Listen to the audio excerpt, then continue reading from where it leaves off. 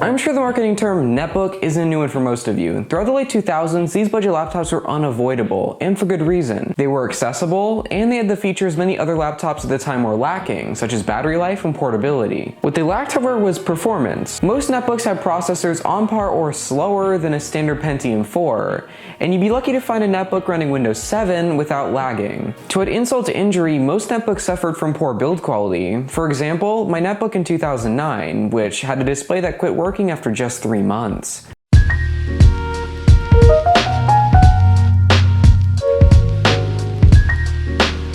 The invention of the netbook was derived from the want of basic computing at an inexpensive price. Before netbooks caught on, they took a different form in the 1990s as monochrome ultra-portable laptops running Windows CE 1.0. The operating system on these devices was stripped down to say the least. Windows CE didn't even come with a web browser, and lacked almost all the features present in Windows 95. Think of Windows CE as just the core of Windows, leaving it up to manufacturers to install things like a web browser and a media player. The reason Windows CE is even a thing is because it can run on vending machines, ATMs, and other lightweight installations, including these pocketable laptops from the 90s that featured 2 MB of RAM at most. Considering how clunky and featureless these budget 90s palm tops really were, they never really caught on. However, in the late 2000s, when the internet really gained traction, there was a spike in demand for cost-effective ways to access the internet, and netbooks suited that need. Much like Chromebooks, netbooks weren't really used for much more than web browsing. The difference is, netbooks can do more than web browsing as they run full Windows. Being able to run full Windows, albeit poorly, is a big advantage, and considering you can get a used netbook for under $20, there was a use case. This is my netbook. It's an Asus EPC 1000HA. The Asus EPC was an iconic line of netbooks. Originally launched in 2007, the Asus EPC line of laptops was built with budget in mind, to an extreme extent. The first models of EPC couldn't run any form of Windows with their 2 GB of storage. Once EPCs started selling exponentially in 2008, a few spin-off product lines were made, including the short-lived Asus eTop all-in-one.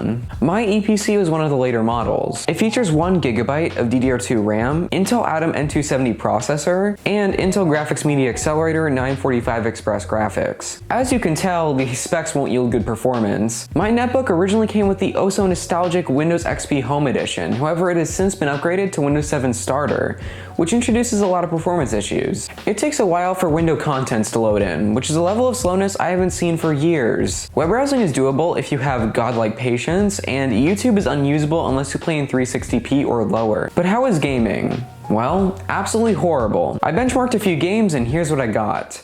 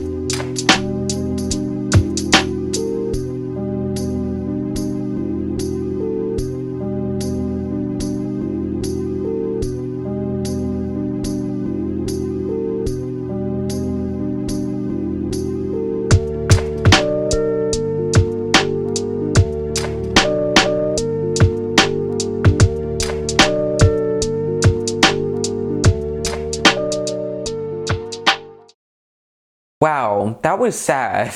Part of me felt like the performance issues were due to a lack of RAM, so I upgraded this computer to its maximum configuration, a whopping 2 GB of RAM. And it didn't help at all, so I wasted like $2.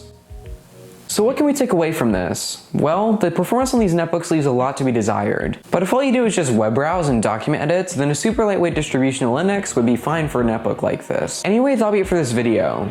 What are your past experiences with budget laptops? Leave a comment down below, like and subscribe. Thank you guys so much for watching. I'll see you in the next video. Bye.